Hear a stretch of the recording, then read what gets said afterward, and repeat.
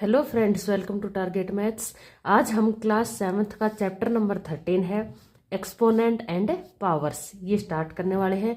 आज हम इसका इंट्रोडक्शन डिस्कस करेंगे। ठीक है, चैप्टर का नाम है हमारा exponent and powers, chapter number 13 class 7th का। तो चलो स्टार्ट करते हैं आज इसका इंट्रोडक्शन। सबसे पहला हमारा टॉपिक रहेगा एक्सपोनेंट एंड पावर्स। देखो, एक्सपोनेंट क्या होता है और पावर क्या होता है ये समझ लेते हैं सबसे पहले। तो इसके लिए हम जैसे कोई भी एक नंबर लेते हैं 2 की पावर 5, कोई भी एक नंबर लेते हैं जैसे 2 की पावर 5, तो इसको जो ऊपर होती है पावर, इसी को हम एक्सपोनेंट बोलते हैं। पावर को ही क्या बोलते हैं? एक्सपोनेंट। ठीक है, और जो ये 2 होता है नीचे, इसको बोलते हैं हम बेस। ठीक है, इसको हम रीड कैसे करते हैं? जैसे 2 raise the power 5, 2 raise the power 5। तो जो ये 2 होता है ये होता है बेस, 5 होता है ये पावर होती है, इसको ही हम एक्सपोनेंट बोलते हैं। तो ये होता है इसका एक्सपोनेंट। इसका मीनिंग क्या होता है? जैसे कि मैंने अभी लिखा 2 की पावर 5, इसका मीनिंग क्या है कि 2 को ही 5 टाइम्स मल्टीप्लाई किया गया है। 2 को 5 टाइम्स मल्टीप्लाई किया गया है। 1 2 3 4 5। 2 को 5 टाइम्स मल्टीप्लाई करेंगे, इसकी शॉर्टकट फॉर्म होती है 2 की पावर 5, और ये इसकी एक्सपेंडेड फॉर्म होती है। ठीक है, एक और एग्जांपल लेते हैं इसमें। जैसे कि मैंने एक नंबर ले लिया 5 की पावर 3, तो ये 3 होता है, ये इसका होता है एक्सपोनेंट, और 5 क्या होता है? बेस। तो इसको हम रीड कैसे करेंगे? 5 रेज़ टू द पावर 3। और इसकी अगर हम एक्सपेंडेड फॉर्म की बात करें तो इसको हम कैसे लिखेंगे? 5 की पावर 3 का मतलब क्या होता है? 5 3 टाइम्स मल्टीप्लाई में है। तो अगर पावर 3 है तो 3 टाइम्स मल्टीप्लाई में ही, यहाँ पावर 5 थी तो 5 टाइम्स मल्टीप्लाई में था। तो 5 को हम 3 टाइम्स मल्टीप्लाई कर देंगे। ये हमारी होती है एक्सपेंडेड फॉर्म, एक्सपेंडेड फॉर्म। ठीक है, ये बात हो गई हमारी एक्सपेंडेड फॉर्म की।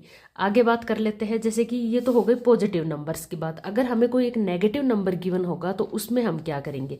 जैसे कि -2 ही ले लेते हैं। -2 की पावर जब हम 1 करते हैं तो देखो, इसका तो 1 का मतलब एक ही बार लिखना है, तो ये आया -2। -2 की पावर 2 लेते हैं तो इसका एक्सपेंडेड फॉर्म क्या होगी? -2 को 2 टाइम्स मल्टीप्लाई करना। इसका आंसर क्या आएगा?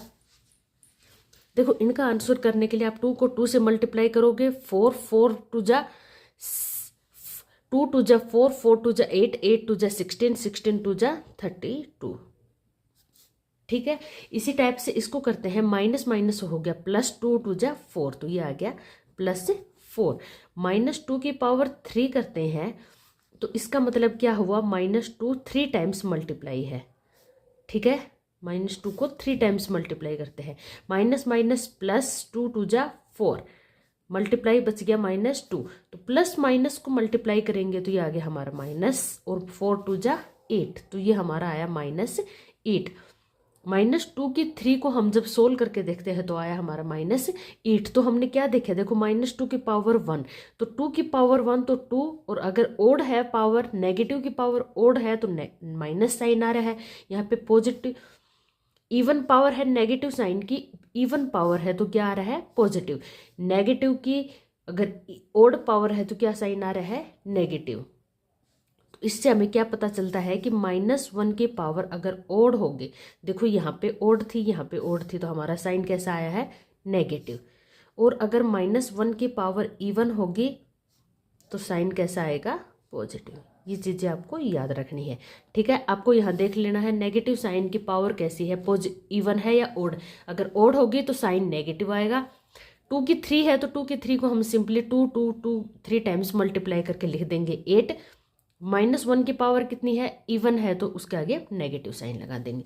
जैसे कि कोई और भी नंबर लेते हैं, -5 की 2 लेते हैं। ठीक है, तो 5 टू जा 25। अब देखते हैं माइनस की पावर कितनी है? इवन, इवन है तो प्लस ही आएगा। अब यहाँ लेते हैं -4 की पावर 3, 4 3 जा 64। माइनस की पावर कितनी है? ओड, तो इसके आगे नेगेटिव साइन आ जाएगा, तो ये हो गया -64। ठीक है, तो अब हम एक और देखते हैं इसमें। जैसे कि आपको कोई भी एक नंबर गिवन होगा और उसकी आपको एक्सपेंडेड फॉर्म तो मैंने बता दी क्या होती है, एक्सपोनेंशियल फॉर्म फाइंड आउट करनी है। जैसे कि यहाँ पे हमारा नंबर है कोई भी एक 256, तो आपको इसकी एक्सपोनेंशियल फॉर्म फाइंड आउट करनी है। तो वो कैसे करोगे, उसका एक्चुअल में मेथड होता है 256 के आप प्राइम फैक्टर्स निकालो। देखो लास्ट में 6 है तो ये 2 से डिवाइड हो जाएगा, 2 से डिवाइड करते हैं तो ये आ गया 128, लास्ट में 8 है तो ये वापस 2 से डिवाइड हो जाएगा, ये आ गया 64, वापस 2 से डिवाइड करेंगे, ये आ गया 32, 32 भी 2 से डिवाइड हो जाएगा 16, 2 से डिवाइड हो जाएगा 8, 2 से डिवाइड हो जाएगा 4, फिर 2 से डिवाइड हो जाएगा 2, 2 को जब 2 से डिवाइड करेंगे तो 1, 2 1 जा 2। तो देखो हम 2 काउंट कर लेते हैं कितने टाइम्स आया है, 1 2 3 4 5 6 7 8। तो इसका मतलब क्या हुआ, 2 की पावर 8। बेस क्या है हमारा यहाँ पे 2, इसकी पावर कितनी आई है 8। तो इसकी ये एक्सपोनेंशियल फॉर्म होती है, इसको बोलते हैं हम एक्सपोनेंशियल फॉर्म। ठीक है, ये होती है इसकी एक्सपोनेंशियल फॉर्म। एक्सपेंडेड फॉर्म मैंने बताया था 2 की पावर 8 है, इसका मतलब 2 8 टाइम्स मल्टीप्लाई होगा, तो वो होती है एक्सपेंडेड फॉर्म। और अगर हम एक्सपोनेंशियल फॉर्म मतलब किसी भी नंबर को हम बेस और एक्सपोनेंट के फॉर्म में लिख देते हैं तो वो होती है इसकी एक्सपोनेंशियल फॉर्म। ठीक है, तो अगर ऐसा नहीं है कि यहाँ पे 2 2 2 2 ही आता जाएगा, कोई नंबर ऐसा भी आ सकता है जिसकी एक्सपोनेंशियल फॉर्म जैसे कि ये आ गए ×3 तो यहाँ देखो हम देखते हैं इसके प्राइम फैक्टर्स करते हैं तो ये आ गए, तो ये क्या होंगे 2 की पावर कितनी है 3 × 3 की पावर 2, 3 कितने टाइम्स आया है 2, तो ये भी क्या होती है एक्सपोनेंशियल फॉर्म। ठीक है, ये भी हमारे हो जाएगी एक्सपोनेंशियल फॉर्म, और ये होती है एक्सपेंडेड फॉर्म।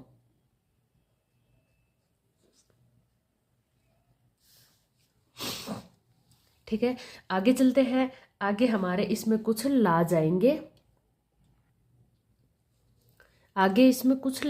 एक्सपोनेंट के, तो इसको हम पहले समझ लेते हैं फिर बाद में उसको याद करके एज इट इज यूज कर सकते हैं। तो देखो हमारा सबसे पहला लो आता है इसमें a की पावर m मल्टीप्लाई होगा a की पावर n। इसका क्या मतलब है, बेस दोनों के सेम होने चाहिए और वो मल्टीप्लाई में होने चाहिए।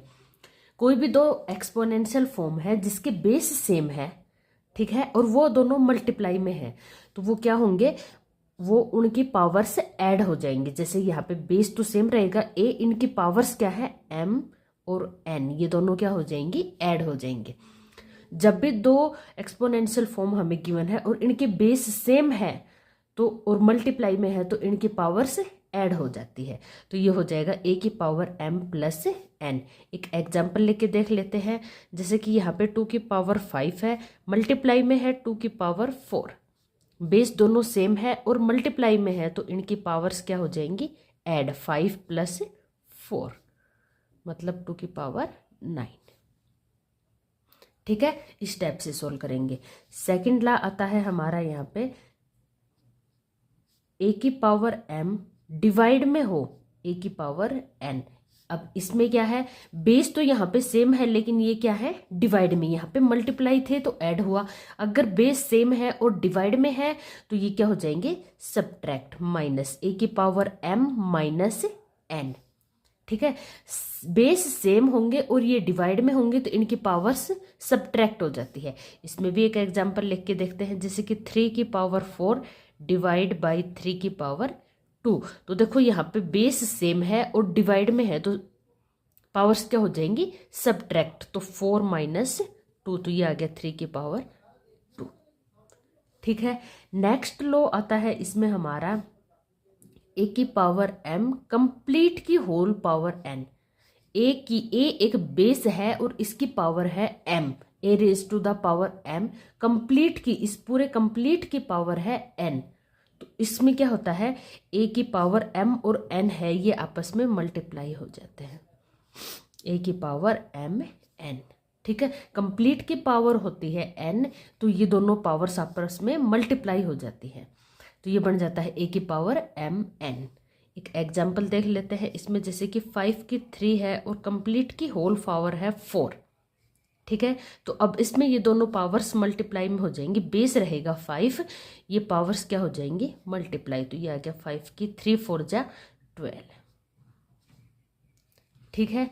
नेक्स्ट लॉ आता है इसमें हमारा नंबर 4, अगर पावर एक्सपोनेंट सेम हो, बेस सेम नहीं है। अब इसमें देखो बेस सेम नहीं है लेकिन एक्सपोनेंट दोनों सेम है, तो क्या होंगे, बेस मल्टीप्लाई हो जाएंगे, a मल्टीप्लाई b होल की पावर आ जाएगी, एक्सपोनेंट जो पावर है इस वही।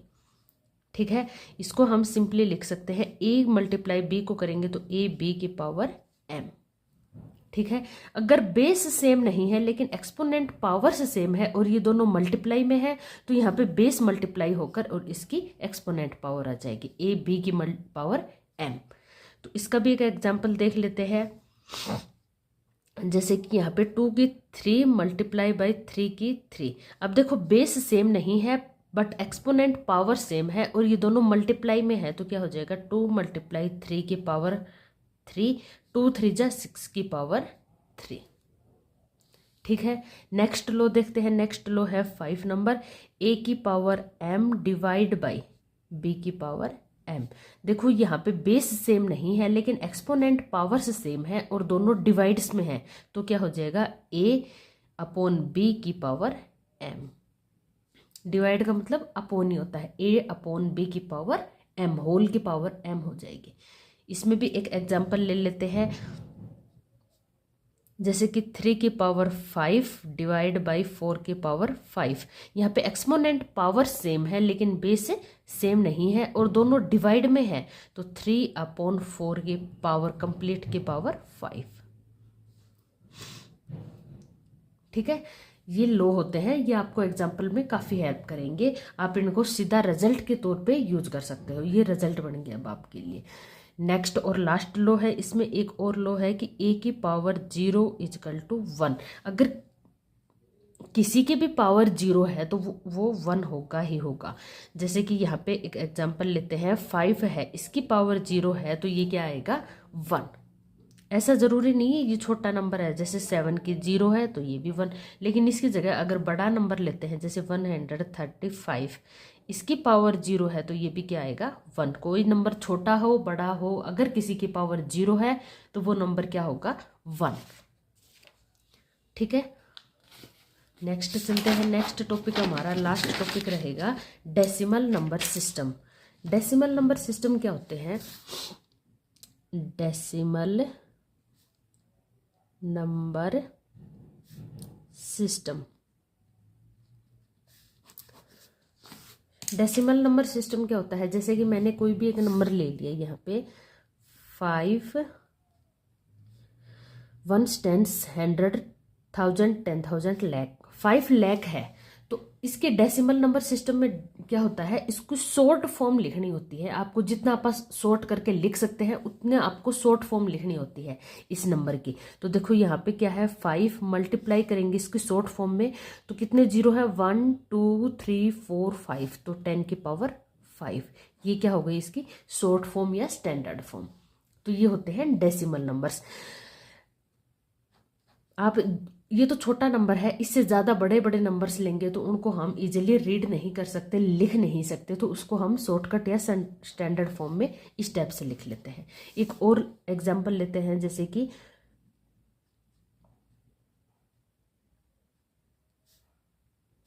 ठीक है, इसकी शॉर्टकट फॉर्म हम क्या लिखेंगे, 298 मल्टीप्लाई बाई 10 की पावर 1 2 3 4, कितने हैं 4, तो 4 लगा देंगे, तो ये हो गई इसकी शॉर्टकट फॉर्म। लेकिन इसमें देखो हमें क्या करना है, इसकी स्टैंडर्ड फॉर्म लिखने के लिए सिर्फ मल्टीप्लाई में एक ही डिजिट होना चाहिए, जैसे कि यहाँ पे, तो यहाँ पे सिर्फ एक ही डिजिट होना चाहिए स्टैंडर्ड फॉर्म बनाने के लिए। तो हम क्या करेंगे, 2 इसके बाद डेसिमल लगा देंगे 98। अब देखो यहाँ पे डेसिमल लगाएंगे तो उसके बाद कितने हैं, 1 2 3 4 5 6, हमें 10 की 6 से मल्टीप्लाई करना पड़ेगा इसको, तब ये क्या बनेगा डेसिमल फॉर्म। डेसिमल फॉर्म में यही होता है कि इसमें आपको मल्टीप्लाई में सिर्फ एक ही डिजिट चाहिए, एक डिजिट के बाद आपको मल्टीप्लाई करना है। तो यहाँ पे 2 डिजिट और थे तो इसमें हम डेसिमल लगा के इसकी शॉर्ट फॉर्म बना दी। अब हमें कितने मल्टीप्लाई करें कि ये हमें नंबर मिल जाए। तो देखो कितने डिजिट है डेसिमल के बाद, 1 2 3 4 5 6, तो 10 की पावर 6 से मल्टीप्लाई कर देंगे। एक और एग्जांपल लेके देखते हैं, ये है 3 4 3 0 0 0। तो इसके हम क्या लिखेंगे, यहाँ एक डिजिट के बाद डेसिमल लगा देंगे। अब इस डेसिमल के बाद काउंट कर लेंगे कितने डिजिट्स हैं, 1 2 3 4 5 6, तो क्या जाएगा 10 की पावर 6। तो ये होती है इसकी स्टैंडर्ड फॉर्म या डेसिमल नंबर्स। अगर इसको हमें स्टैंडर्ड फॉर्म में लिखना हो तो ये इस टाइप से लिखेंगे। तो इस टाइप से आपके पास काफ़ी क्वेश्चन आएंगे, तो आप उनको कर सकते हो। आपको सिर्फ डेसिमल लगा के और सिर्फ एक ही डिजिट रखना है, और डेसिमल के बाद जितने भी डिजिट्स हैं उतना ही 10 की पावर कर देना। तो ये होती है डेसिमल की स्टैंडर्ड फॉर्म। हमारा यहाँ पे इंट्रोडक्शन खत्म होता है। अगर आपको मेरी वीडियो हेल्पफुल लगे तो मेरे चैनल को लाइक करें, शेयर करें और सब्सक्राइब करें। मिलते हैं नेक्स्ट वीडियो में, तब तक के लिए बाय।